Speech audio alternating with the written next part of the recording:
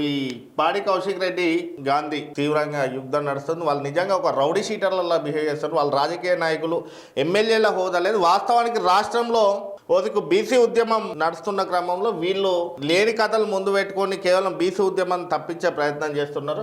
వీళ్ళిద్దరిని అసలు ఇద్దరిని ఎమ్మెల్యేలుగా అనర్హత పెట్టేసి ఇద్దరి మీద క్రిమినల్ కేసులు వేసి జైల్లో వేయాలి. కానీ ఇద్దరు మధ్యలో సత్సంధాలు బాగానే ఉంటాయి. ఇద్దరు అరికెప్పుడు గాంధీ ఒకటే, కౌశిక్ రెడ్డి ఒకటే, వీళ్ళిద్దరి మధ్యలో అండర్స్టాండింగ్తోనే ఈరోజు ఈ దాడులు, ఈ వ్యవహారాలు నడుస్తుంది. కేవలం తెలంగాణ ప్రజలను తప్పుదో పట్టించాలి.